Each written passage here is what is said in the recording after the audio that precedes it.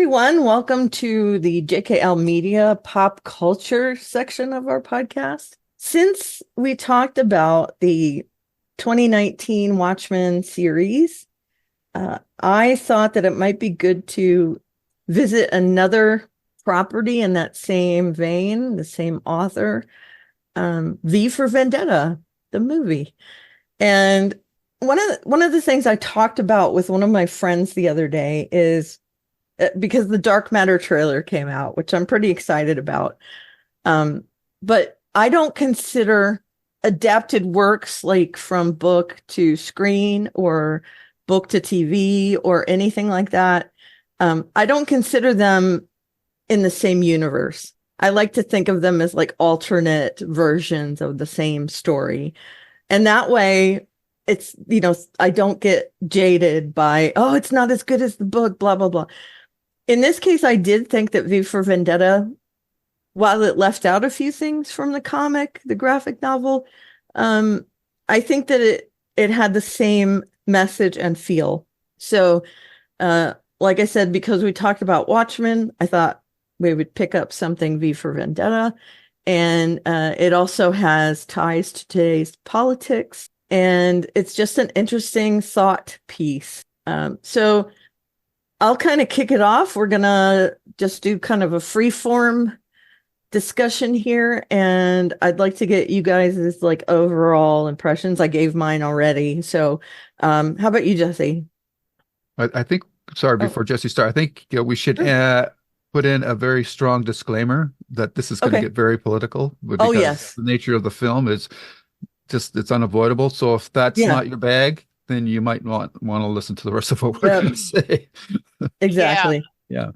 yeah, I think that's a really well said.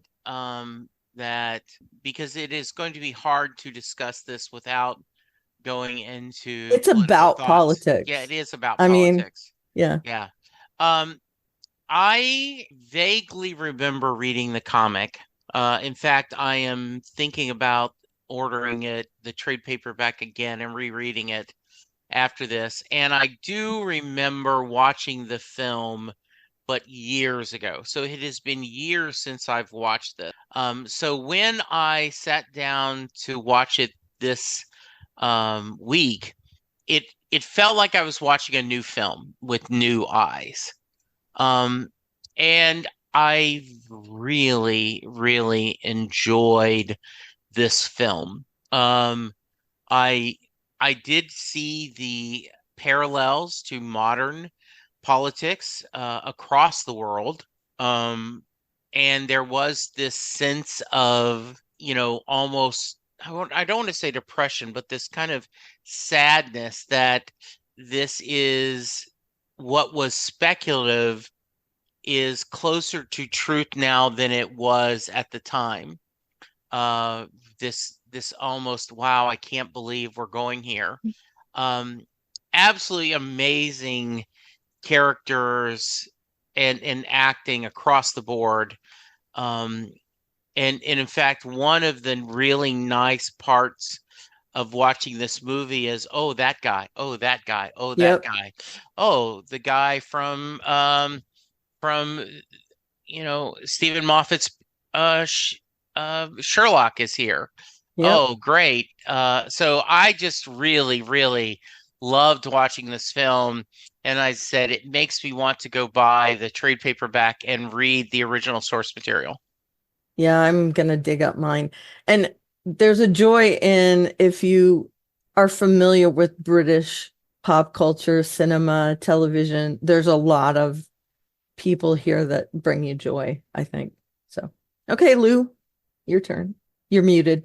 My bad. Sorry. That's Yeah, okay. this is interesting timing for us to be doing this because as we're recording this, a new movie has just opened up, which is called Civil War, and that one's taking a very much different approach to the subject matter of tyranny, I guess you could say.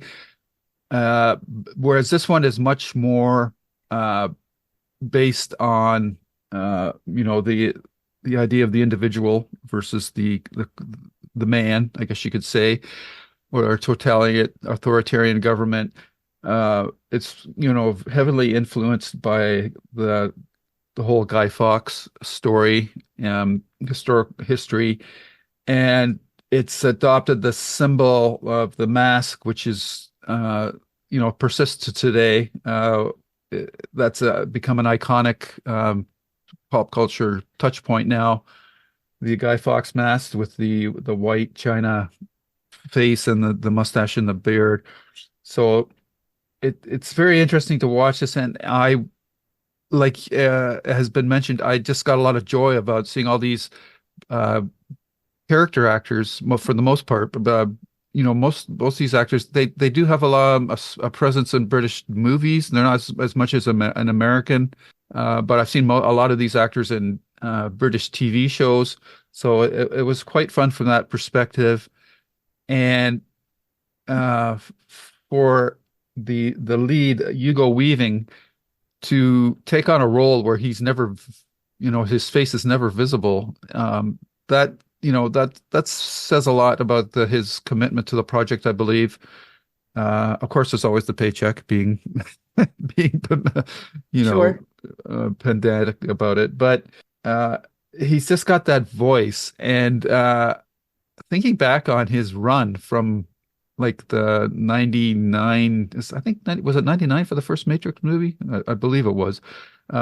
Through those movies, through the Lord of the Rings movies, and to this, he was well positioned. It didn't hurt that the Wachowski brothers also wrote the screenplay for this as well. So he was well positioned, but he's got the voice to carry it off. And I think a lot of the power of this movie is his eloquence and his dictum. So it's a very interesting take on this type of story. And when you measure it against, and I think it's even become more relevant because what happened, what's happened in the States recently since 2016, that this is even more of a powerful story than before. And like Jesse, you said it was a bit depressing. I think you said, was that the word you used? I I think it's also just the fact that it proves that if we ignore history, it repeats itself. And this is basically just driving that point home that, yeah, history does repeat itself because we don't seem to learn from our mistakes. And the other thing that this film is good at doing is pointing out the power of social media. I mean, it's a much simplified form, but with John Hurt's character being on the big screen all the time, but he does control all the papers and media and that. So it was still like the big conglomerate kind of control of media, not the social media that we're used to today. So it didn't quite catch it all, but it was pretty prescient for the most part, and it's as I said, it's even more relevant today than it was before. And it's all topped off by that great speech by Hugo Weaving with all the V's in it. Oh yeah. So eloquent. I can't imagine many actors pulling off the way V speaks in a very literary kind of lilting tone. Yeah. Without it sounding over the top. And I think he's just right with it, where it's almost like he's mocking himself when he speaks like that, where he knows he's overly dramatic, but he's going to do it anyway. I mean, it's so great. And I'm going to seriously bring this up. This isn't a gag, but it shows his range. He was also in Priscilla, Queen of the Desert as a drag queen. And that movie was not a comedy in my mind. There was a lot of drama in it. And I think he was amazing in that. And it's hard to equate that Hugo Weaving with this one or the one from The Matrix or the one from the Tolkien movies. He played Red Skull in a Captain America movie. I mean, he's just so versatile. And I think there was another actor playing V in the beginning. And when they brought Hugo in, when he didn't work out and they brought Hugo in, he had to like re-record his lines, but the other actor was still in the V mask. And the fact that I can't tell that it's not Hugo Weaving under there is, I mean, it's just amazing. His voice and mannerisms are so different everywhere he is, and just standout performance here. And like Lou said, you don't ever see his face, but you can feel everything that he feels. He emotes without using his face, and it's just crazy good. And I'm going to give a couple other mentions here. Natalie Portman, I think, did a great job as well. Stephen Ray of The Crying Game played the inspector.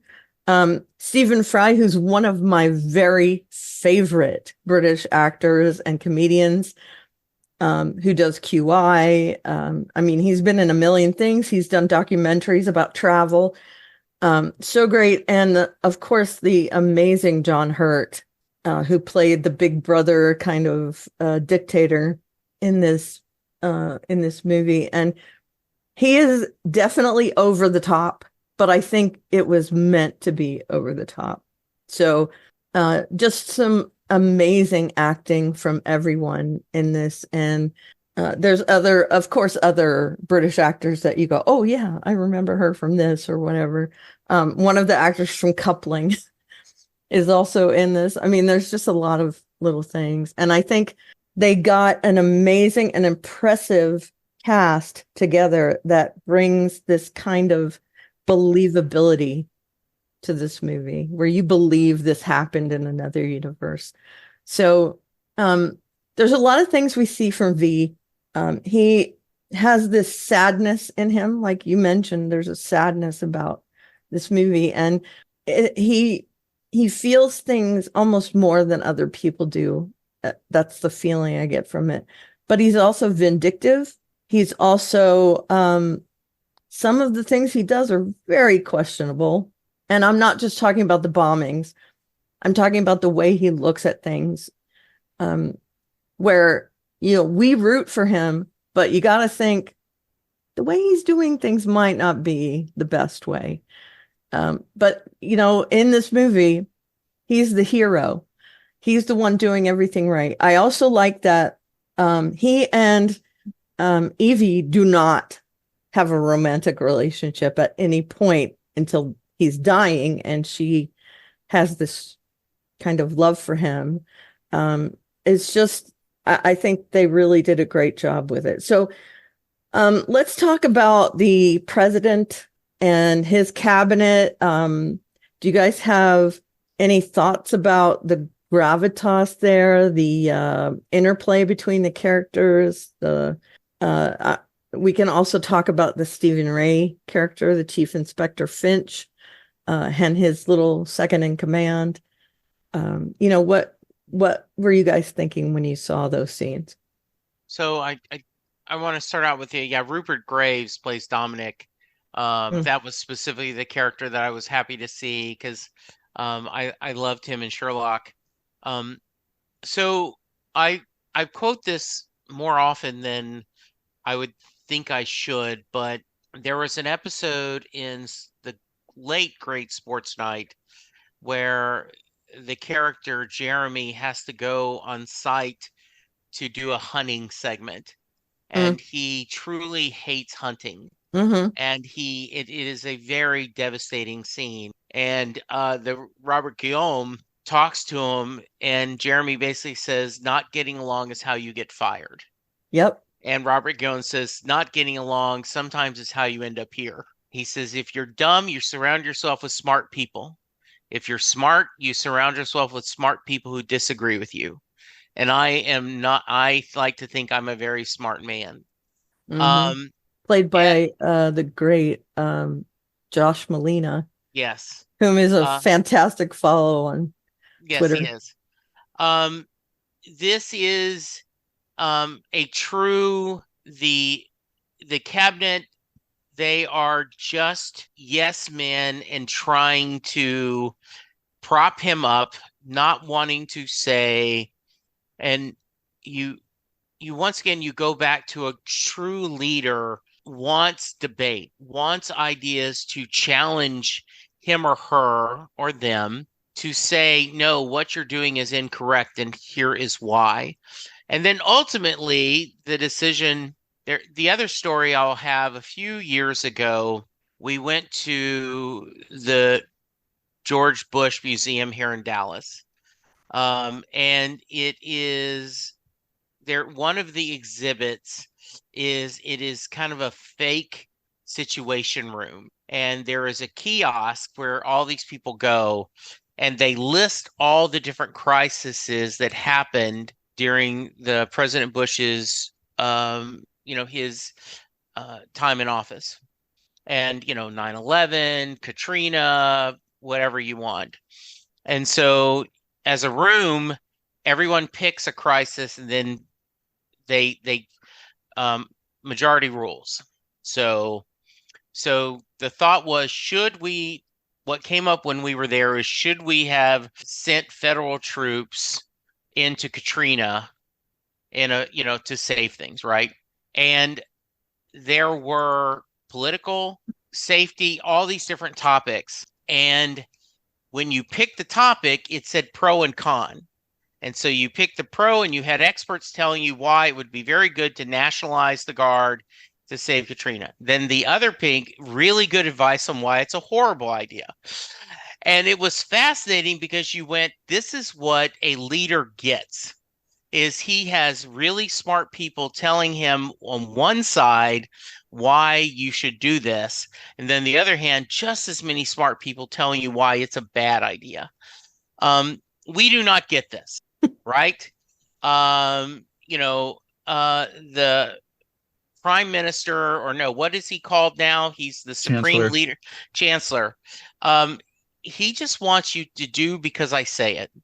Once again, I'm probably telling you much, but my mom was a firm supporter of do as I say, not as I do rules, which always bothered me as a kid. This guy is, what's good for me is good for the nation. Do it. And if you don't do it, I will find someone else that does. And you don't build loyalty, you build fear. And you could see how the people underneath him, right, like Creedy, are just trying to figure out, how can I overthrow him so that I can be the chancellor? Not that I can make things better for the country, but I can have ultimate power. Love that. I love the idea that you, as a leader, you want to surround yourself with really strong people that are smarter than you. And there are certain leaders in the recent past that may rhyme with rump, that just wanted people that either could help him with power, with help him financially, or just to do, he doesn't care.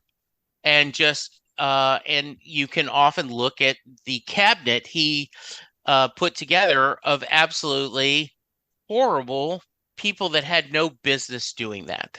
And essentially yes men. Yeah. And when they weren't yes men anymore, they were out. Yeah. Which it's just interesting to me. Yeah. I mean, all apologies to Linda McMahon, but she has no business being in a presidential cabinet. So, I mean, Administrator of Small Business Administration. Yes, I guess WDE is a very successful business, but I just don't see that necessarily as something we should worry about. All right, enough of my political rants. Yeah. I want to contrast that. When Clinton took office, he made sure he picked people that were smarter than him. And I think that kind of showed that he was smart in doing that. I didn't agree with some of the stuff he did, definitely. But I do think it was smart the way he set things up. So anyway, your turn, Lou. Yeah, just from a cinematic point of view, from a casting perspective, I love the fact that they picked John Hurt to play this authoritarian leader, considering the fact that he played the everyman in the one of the 1984 movie versions. So that's a great bit of flip casting for that to be done. So and John Hurt is great. He's just got that rabbit in your face visage that's magnified on the big screen. So I thought he was a fantastic choice. And his platform is interestingly enough based on a manufactured disease. Does that sound familiar to anybody? Mm-hmm. So, Yeah. so that aspect of it works quite well. And his platform is based on old ideas of hate and prejudice. He imprisons or executes those deemed undesirable, including migrants, homosexuals, and people of alternative religions. Does any of that sound familiar? Have we heard any of that in stump speeches lately, or the Yep. last almost 7 years, 8 years now? So that's and this movie is predates by a decade what happened in the States, but the ideas that are used don't really change. Like the old fears, the old prejudice, they're all there. It's an interesting twist that though they use a disease to create their platform, whereas the COVID pandemic, I think essentially undid Trump's presidency, or at least prevented him from getting a second term. Whereas in this one, this is in V for Vendetta, this is what they used to create their platform. So I thought that was highly ironic, and it's kind of like in the Civil War movie where Texas and California unite to revolt against the government, because you would have to go through a lot of mental gymnastics to ever see Texas and California on the same page on anything. So Right. Yeah. I think that's a deliberate, poke at reality. And then this movie is the same thing. And it's what's even more striking is that even though this is a British-based movie, or the themes are, more tailored to the UK style of government, and that the underlying concepts and themes really don't change that much, regardless of what form of government, democratic government you have in place. And the proof of this is that one of the favorite things I like about Stephen King villains is that King says that, most villains are big bullies until they're confronted face to face, and then they collapse. And we see that in this movie as well, when John Hurt is captured and thrown down, and he starts blubbering like a little baby. And we're seeing that right now with Trump finally being having to go to court, and the way he's just like going like a big baby all over social media, playing the victim, and poor pitiful me, and I'm doing this for you, and all this kind of nonsense, when it's all they care about them is themselves. So yeah, it's just remarkable how something so fictional can be so parallel to what's going on in the real world. Yeah, Yeah. and Go go ahead. ahead. I Oh, was just gonna say, in yeah, that scene that he's talking about, I'm sorry, real quick. I no, think please. the character of Creedy, who has played a toady throughout this movie, a loyalist, he is disgusted by the way Yeah. John Hurt is acting. What's his name? Sutler. Sutler, yes. And to see him, with that complete reversal of fortunes between the two characters, I thought was a really great scene. Okay, sorry, Jesse. No, the idea that because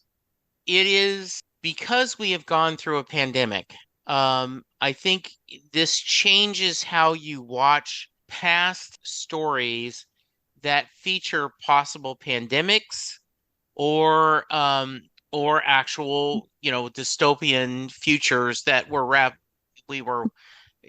civilization was wiped out due to this disease. And I'm also thinking of and once again, skip ahead a couple of minutes if you guys don't want to be offended, but the Bubbas out there that like, well, the government did this. This Mm-hmm. was done by the government. And the idea of I'm not getting a jab, there's no way. Oh my God. The anti-vaxxers. And I had a wonderful dear friend that was on the podcast, and Bella talked about that she never thought that she would see a president mishandle a pandemic twice in her lifetime. Talking about Ronald Reagan with AIDS, and then currently with Trump with the way he handled COVID. And thousands, if not millions of people could have lived further if we had been more aggressive in putting in masks, doing mandates, doing other things that were just simple science. I'm also thought of the scene way back during the first part of AIDS, where Designing Women had a scene where somebody tells Julia Sugarbaker that, well, the only good thing about this is killing the right kind of people. Was about AIDS at the time. And was said with not a hint of shocking. I think one of the worst things that's happened in the current administration and culture of the far right neo-Christian people that are neither Christian nor right are that they have given permission to say ugly things out loud, and you don't have to hide it anymore. Yep. And the idea, I love, as you talked about, when he has Evey in his apartment, and he says, "Oh, you hiding is the least things I need to worry about." Right? Stephen Fry, Dietrich's has, he is homosexual. He has works of art. He has a Quran. And that the idea that he may be discovered this is, and he is almost arrogant in his, I'm so popular, they can't touch me, when he tries to do what he think is a good thing to kind of make fun of it. And you knew it was bad because they have no sense of humor. We go back where he did the Benny Hill sketch. Yeah, I mean, there is a theory that I don't know whether it's true or not, but that truly when at the time President Obama made fun of Trump about on the dinner about, he showed, I have actual video of my birth, and he shows them the Lion King, and he makes fun of Donald, all this thing about birth certificates, that was when Trump said, I'm going to become president because he's mocked me. And Penn Jillette said that he says he never saw Trump laugh once at a joke. Nope. And he says that he does not think Donald Trump could tell a joke if he had to. Yeah.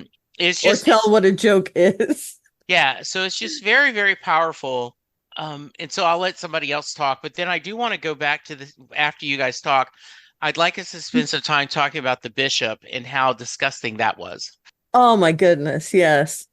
Why don't we just go into that? Feel free. Okay.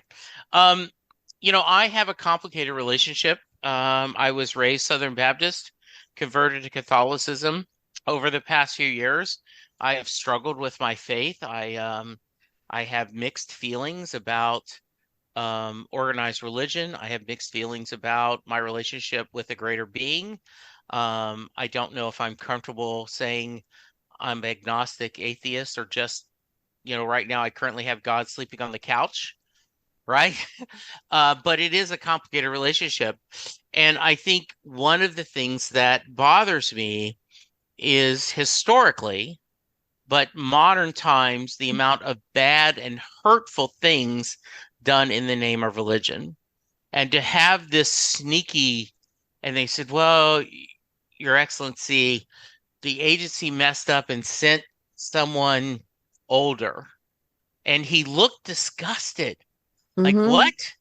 And then later, of course, when you see absolutely Natalie Portman, who is absolutely a beautiful woman, oh, how dare I? And he's all into this game, even though she's trying to save him.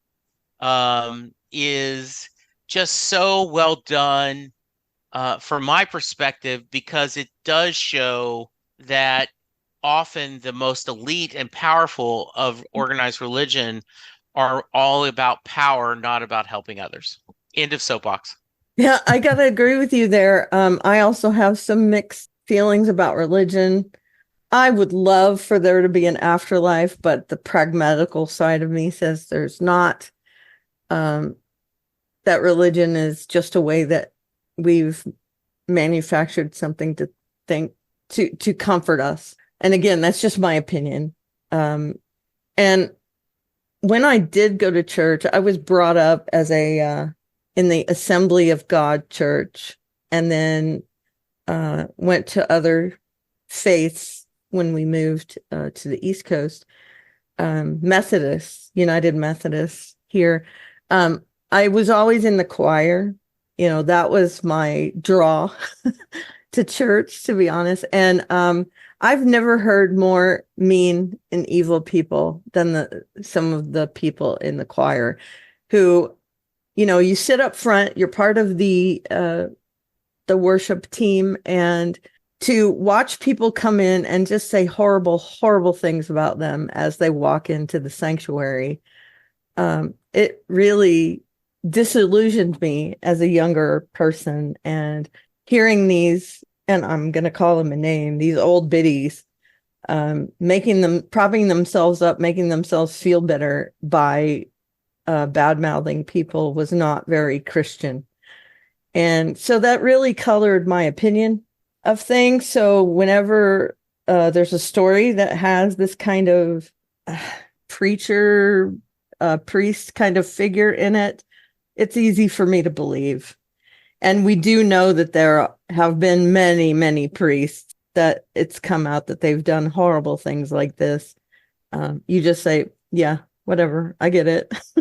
And yeah, it was gross that she was running around like all she was missing was the lollipop, running around in the little girl outfit in order to trap him was just, crushing. And there are a lot of scenes with her in this movie that would turn someone's stomach, but set in this world, you see how it could happen. Like she's very close to being raped right at the beginning.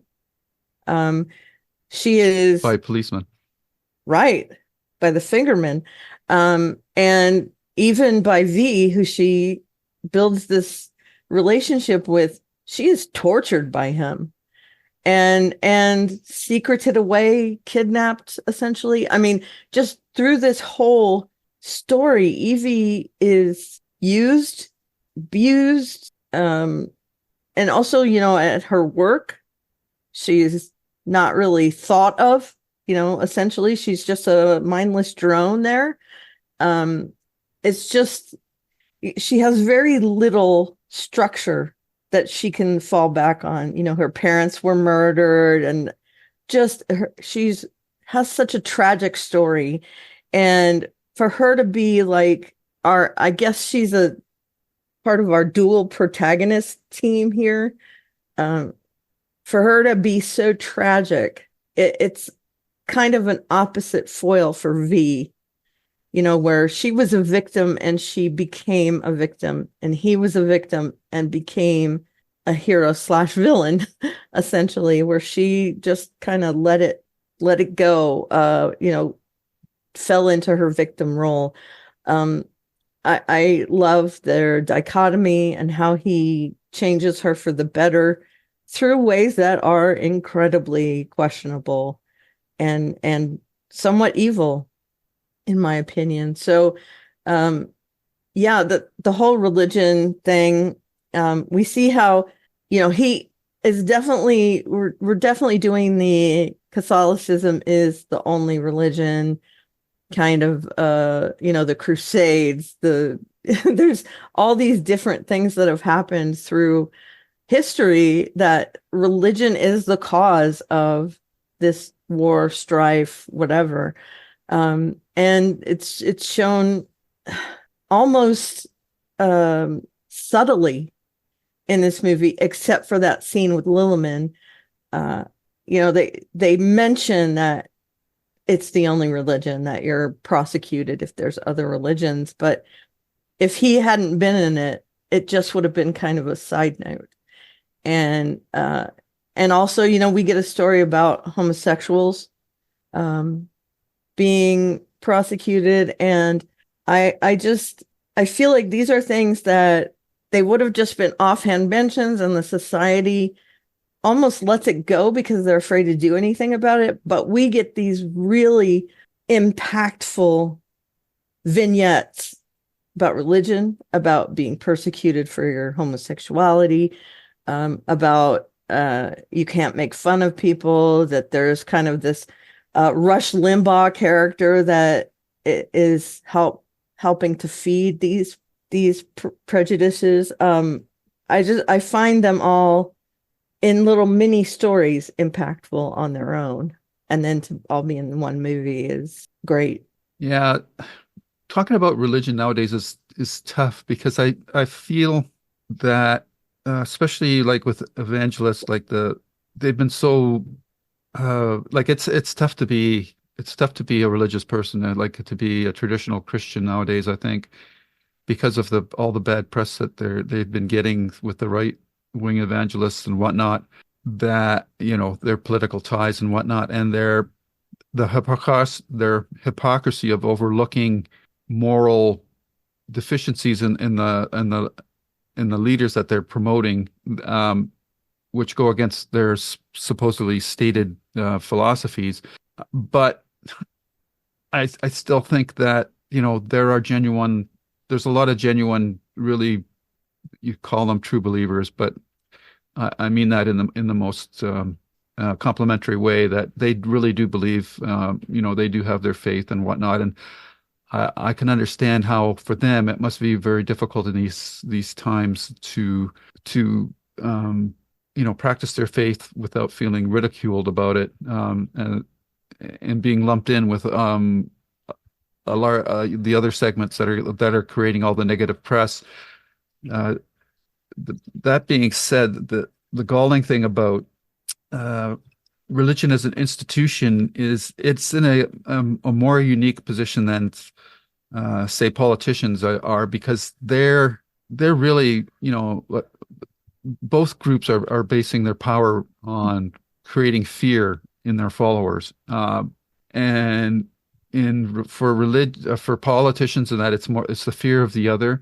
For religion, it goes deeper than that. It goes into your soul, eternal damnation, all of that. And the institution of religion itself is a man-made artifact that is a vehicle for, I guess you want to call insincere people to use to gather and collect power and manipulate people.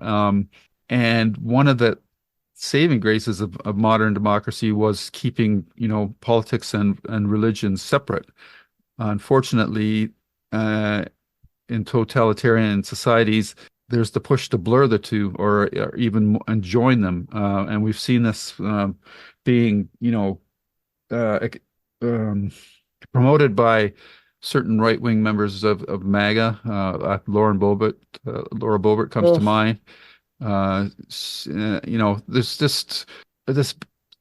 They just use these fears on people to espouse these totally fallacious ideas, like that go against the accepted doctrines of democracy and whatnot. And it's tough.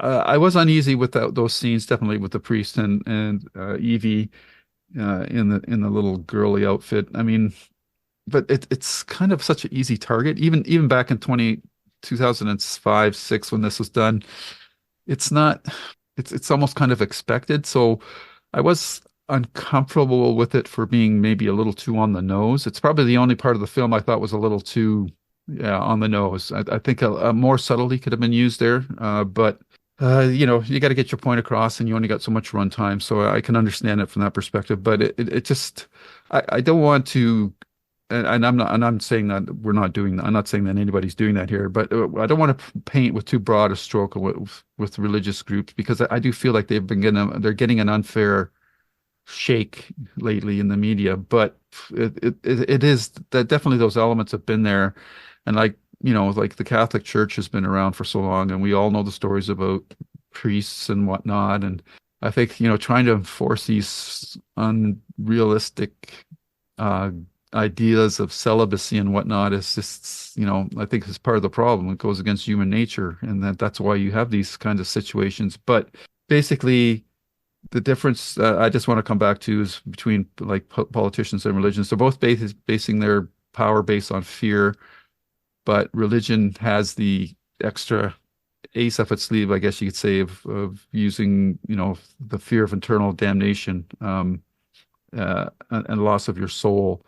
And uh, the that leads to this these power structures lead to this uh, situation where people are willing to tolerate bad behavior because these parties are goals are aligned with their own personal goals.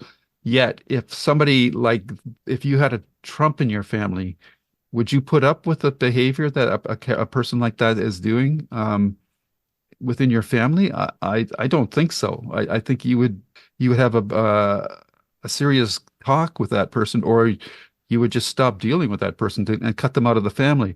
Yet, because of the way that these leaders have created these fear-based things, people are willing to put up with, deficiencies in these characters morally, like infidelity, sexual escapades, dirty dealings with, business, insider trading, um, blackmailing people to do what you want them to do. That, like, you wouldn't tolerate these things from your family members, but we allow our leaders to get away with that kind of behavior because we're putting aside our personal morals for our personal satisfactions or fear. So I guess I'm talking about being on a soapbox. I think we all did that just now. Yeah, but that part of the film definitely was my least favorite part, just because it was a little too on the nose. And but there's still the value in ex, exposing the how politicians and religion use our fears.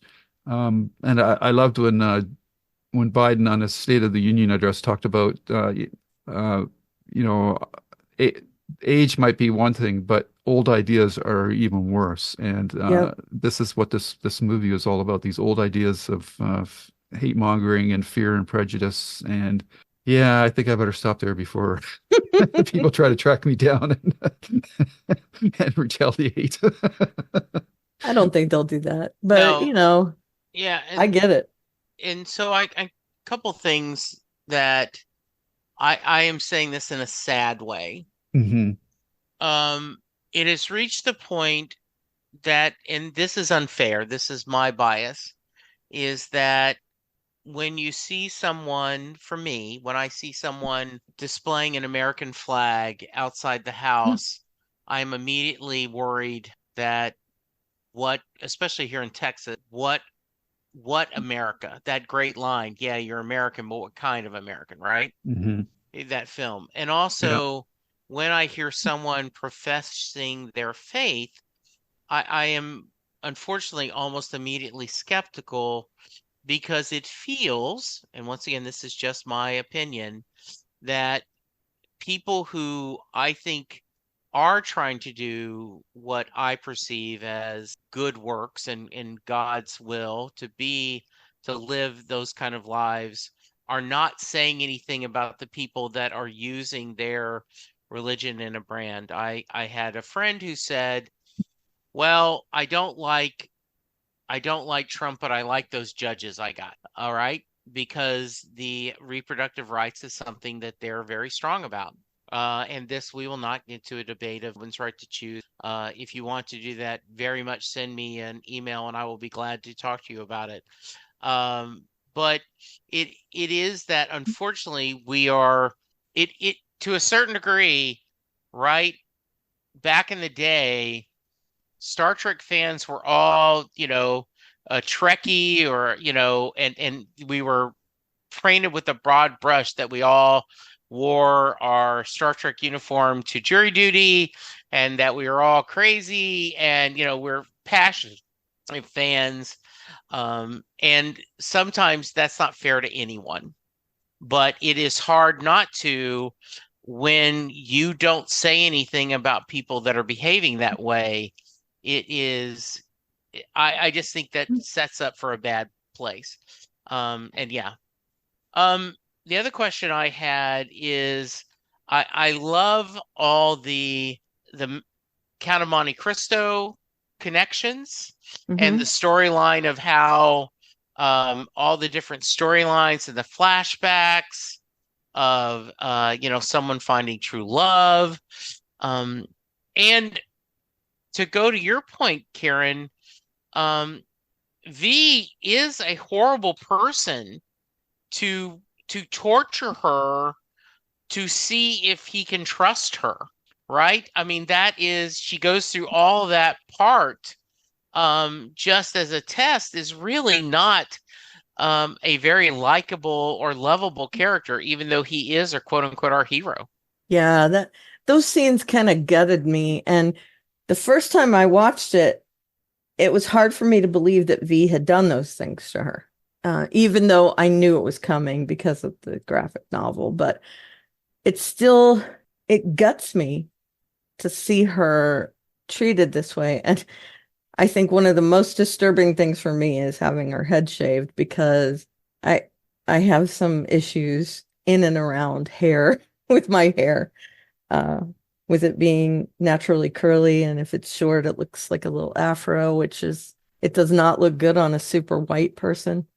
And that's, I'm going off on a tangent there, but it was startling to me that he had been tortured and knew how terrible it was, and yet he still put this young, innocent, victimized girl through that same thing. And it makes me angry and sad and and all of that.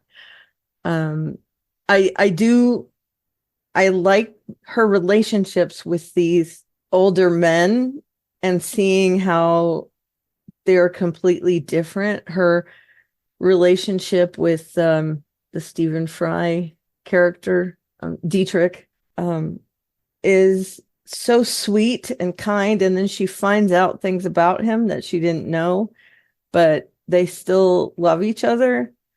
And then, her relationship with V and how he's her captor, and it's almost like a Stockholm syndrome thing until she learns that he's behind her torture. And, he is the villain to her. He is dead to her at that point. And then, of course, when they meet again and she sees what's going on and how he has resigned to his fate, she cares for him yet again. So seeing things through her eyes, even though this is mostly about V, but we see a lot of things through her eyes. It's almost refreshing that she kept a lot of her innocence, even though there were a lot of terrible things happened to her.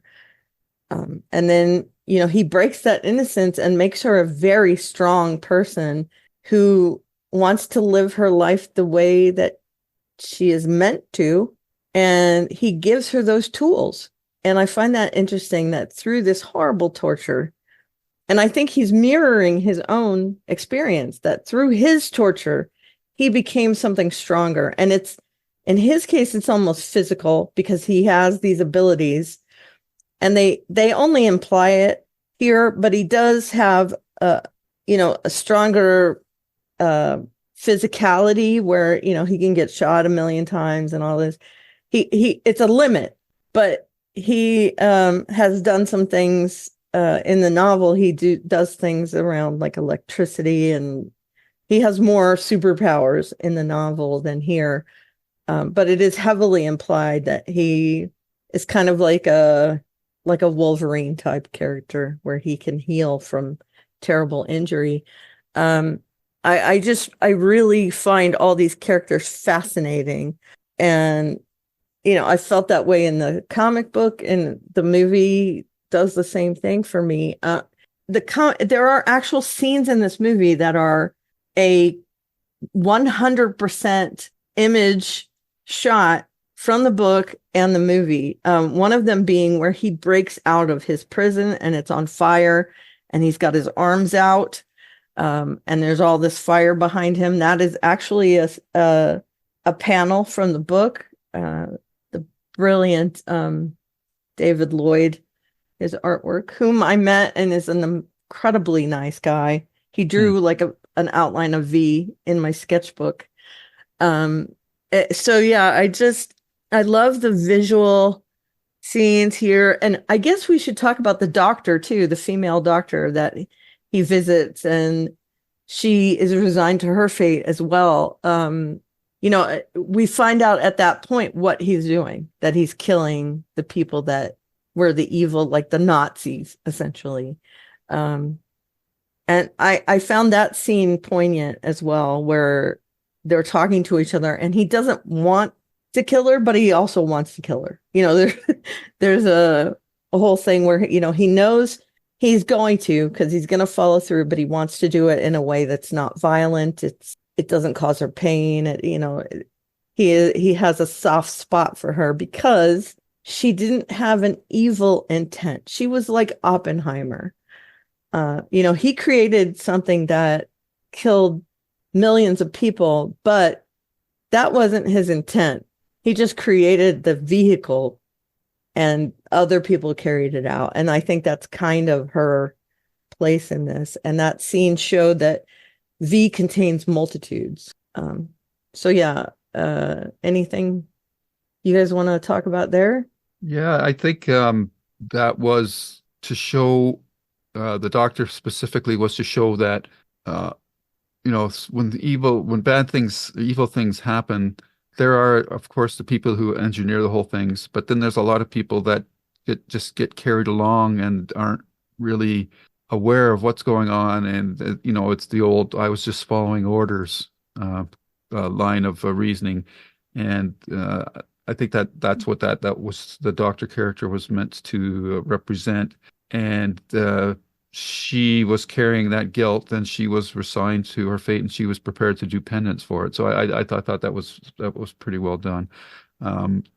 In terms of the torture for Evey and that, I think the purpose of that scene was to show that for a lot of people are just unaware or ignorant, in the sense of not as of being repulsive, but just not being aware of what's really going on because they're just worried about their day-to-day existence and that. So I thought that in order to appreciate what you have, you often have to lose it before you realize, like it's that old line from the Joni Mitchell song, you don't know what you got till it's gone. I think that was the purpose of that. And I think visually it was really well done, because in the beginning of the movie, Evey, she's got that beautiful hair with a nice wavy, curly, tresses and whatnot. And yet, in order to understand what's really going on, she has to be, stripped down to her barest, and, with the shaved head and that. And of course, that evokes imagery of prisoners of war. And whatnot, and concentration camps and all that kind of stuff. So I really did love the imagery of that, and I thought also the decision to never show V's face left him more as an idea than an individual, and I really love that as well. That I thought that was really powerful, and that was reinforced with the crowd scenes near the end when they all came out, when he had mailed out all those V costumes and that. And it's funny how those symbols are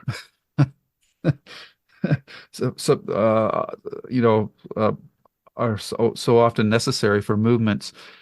I mean, you look at I think the equivalent today on the other side is the MAGA hats, the baseball caps. But in true, and this is coming from an outsider, but in true American fashion, it's been capitalized to the nth degree. So you get many variations of that kind of memorabilia, T-shirts and whatnot. And it's all propaganda, but I love the stripped downness of the V movement with the Guy Fawkes masks, and it just shows the unified nature of the crowds, which was nicely interposed with those quick little scenes of, there was a girl who was the graffiti artist, the group in the pub, and all that, and they're like the everyday people are just sort of going along for the ride, and yet at the end of the film they all put on the masks and come out to join the movement. So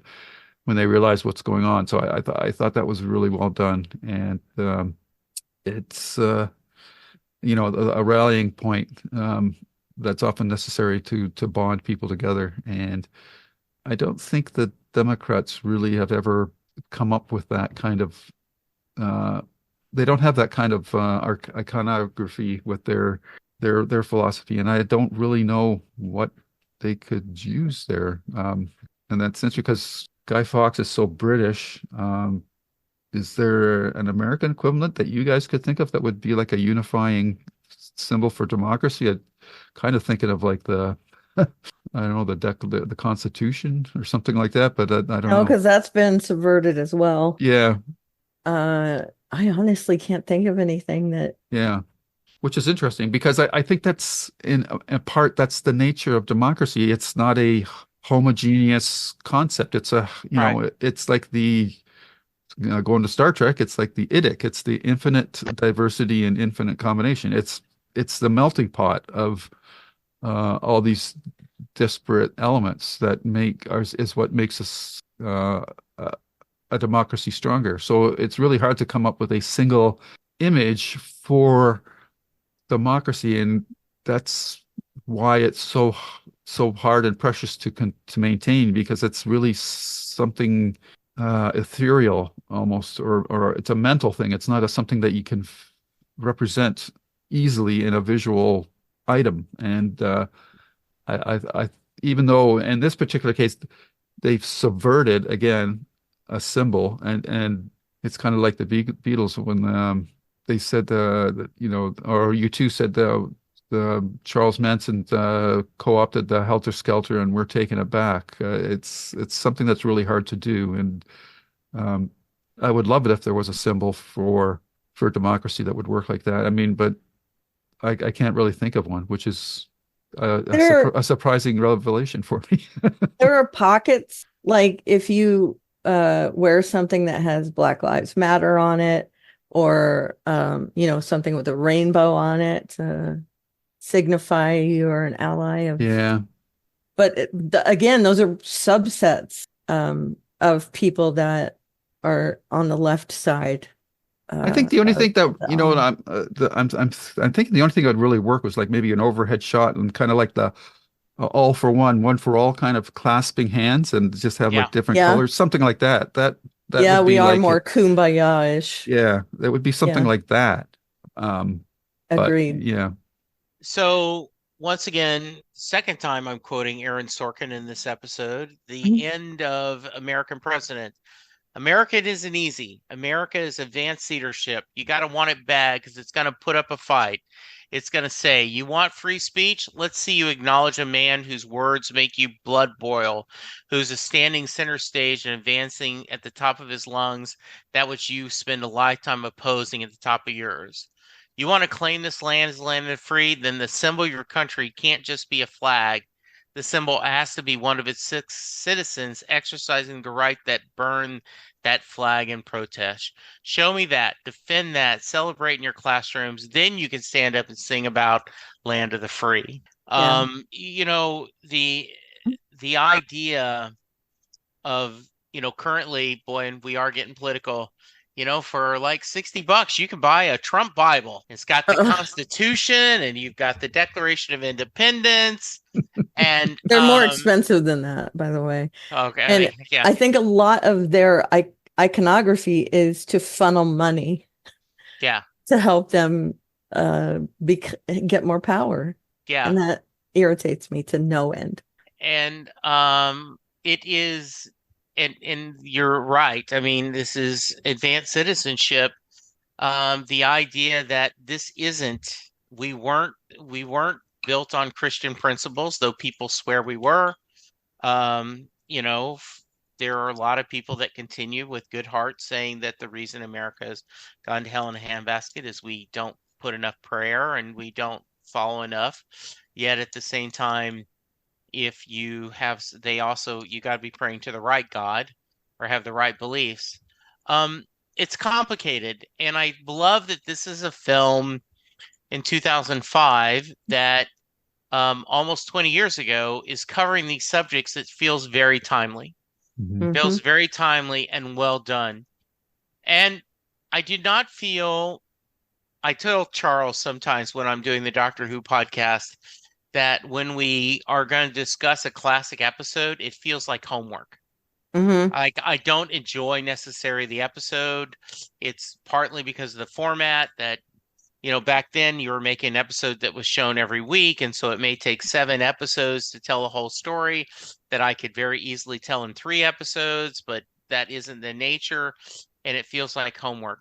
This did not feel like homework. This felt like, oh yeah, I remember this film. This film has a lot to say about the time period and what to do, and really, really well done. Yeah. And the idea of revenge and I think you could debate V's character. Is this truly that he was a sacrifice? Was he sacrificing himself to make the country better, or was he just wanting revenge? And as a side effect, he's freeing these tyranny. I think that's a really interesting debate to have. But it is a really, really well-written film, a well-acted film, and as I said, incredibly timely, even though it's almost 20 years old. Yeah. It's an interesting point you bring up about the revenge aspect.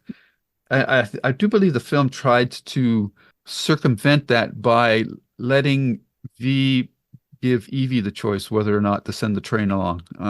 I think if he had done it, it would have that would have been a much easier argument. That was a revenge argument, but he had set out to do what he had wanted to do, which was to, bring down the people, and he left it up to Evey whether or not the institution itself had to come down. And that's the only moment that's, I think in a movie or story like that, you have to be cinematic with it. You have to have that big visual symbol that, we're going to blow it up and start over. I'm certainly not hoping that's the way things play out in the real world, because we came close. I don't think that's needed. But that visual, shot of the Parliament, the British Parliament building being blown up, is a movie moment for sure. But it's what it's representing that's more important, and I hope people watching that come away with that idea as well. Yeah. Okay, so I have 2 little things here at the end, and you guys can bring up other stuff afterwards. I want to ask you guys if you had seen the movie Idiocracy. Yes? No. Okay, so that is almost a direct opposite of this movie, but coming across with the same point of view. I actually like that movie. I think it's pretty funny. It has Owen Wilson. Is it Owen Wilson in it, in the lead role? It kind of shows like a dystopian future in a comedic way, and has the same point of view. And it's an interesting counterpoint to this. If you feel like watching it, go for it. I would recommend seeing it if you like this kind of thing. It's very broad, but I feel like it's written well and acted well.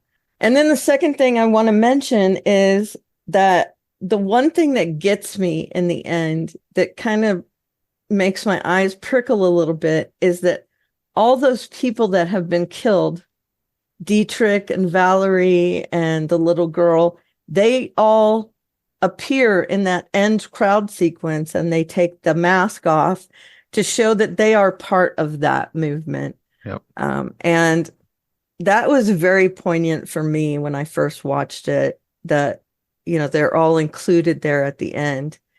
And I think that more than anything else shows that any movement, it might be dangerous, like, bringing exploding buildings and killing people and all that.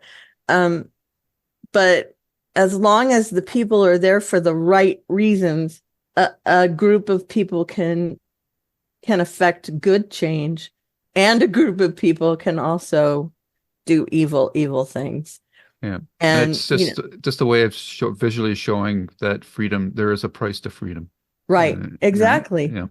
And I also find it interesting that after this movie, that mask was taken and used by the group Anonymous, and still in use to this day, where it's very iconic as a symbol of their movement to free people, essentially. And not unlike V, they're not exactly pure.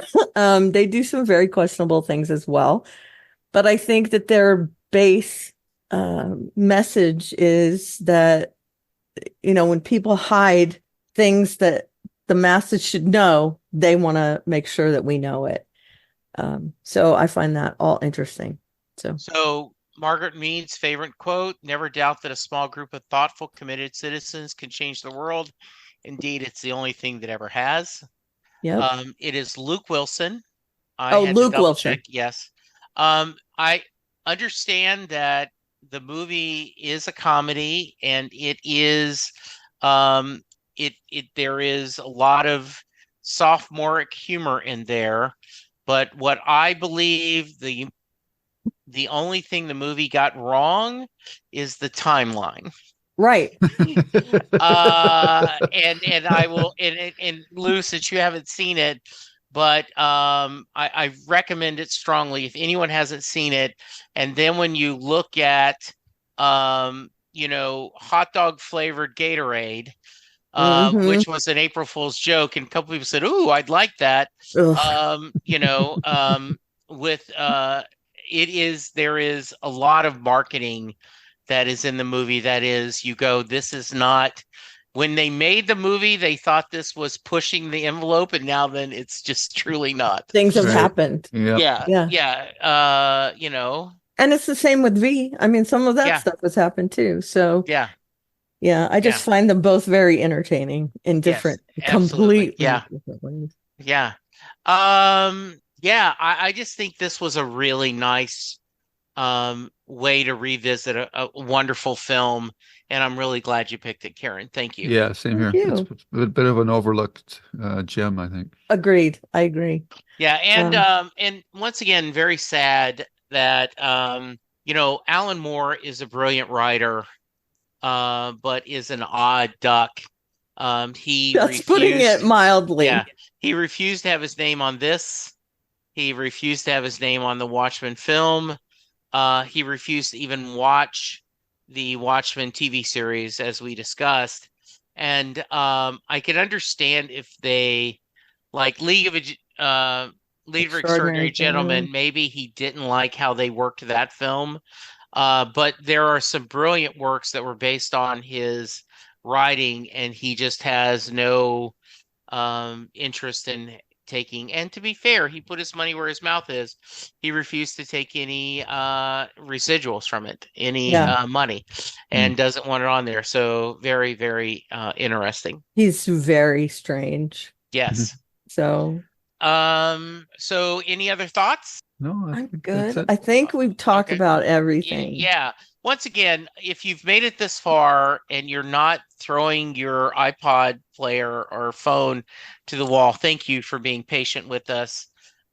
We absolutely understand that our view is our own. And this is, but, part of the reason why hopefully you listen to these episodes is you want to hear our thoughts. And we appreciate it very much. Amen. So, yes, Lou, if someone wants to reach you, how can they? They can check out the YouTube channel where this will be playing as Lou's Reviews. This will be under the JKL Media playlist. And you can also listen to our other podcasts there. We do a Babylon 5 podcast. We're doing a series rewatch for some of us and a first time for others, as well as we've done one-offs on other mini series and whatnot, like Devs, Station 11. We also did 12 Monkeys and many others. So check that out. As well as you'll find my podcasts for writer interviews and Stephen King podcasts. And on Twitter, you can find me at Lou W. Sytsma, Sytsma. All right. And Lou, Karen? Lou Karen? Gogan. Lou Yeah, Karen. Lou again, yes. I'm at Alveria, Aleveria, on the various social medias, and my website is allystuff.com. There's a link in my Twitter bio that'll take you to some other links, and that is one of them. And my landing page there has a bunch of stuff on it that you might find interesting. So that's me. And I am at Jesse Jackson DFW on Twitter. You can find me, Jesse Jackson, on Facebook. Thank you very much for listening. If you can, go to iTunes, rate and review the podcast. If you get the podcast on some other network or format, please rate and review us there. We could use the likes. We are taking off next week. I will be out in Columbus, Ohio, attending a Bruce Springsteen show, but we will be back in a couple of weeks, and who knows what we're going to talk about. I do Yeah, know. we're still talking about. Do you know? do? Oh, Yes. good. Are you going to tease it or are you going to save it? No, I'll let it out now. I'm just hopeful. I'm just throwing this out to you too. I'll be wondering if you'd be willing to walk a mile with me, a green mile. Yes. Oh, yeah. 1000%. Yes. Excellent. So that will I'm be in. the green mile will be our next Awesome. one-off. Oh, I love it. Have you Yeah. both seen it? Yep. Yeah. More than Okay. once. Okay. Yeah, but that's kind of, we kill multiple, like, it's for the Stephen King podcast. We can talk the book, the movie. Yeah, I love that. That would be Okay. great. Awesome. Yeah, It's a lots to fantastic discuss. movie. Yeah, absolutely. Super. All right. Thank you guys for all the support. We appreciate you. For now, be safe, be kind. We'll talk to you soon. Goodbye. Bye-bye. Bye. And scene. Whew. Yes, and scene. Yep. The proceeding has been a JKL Media production.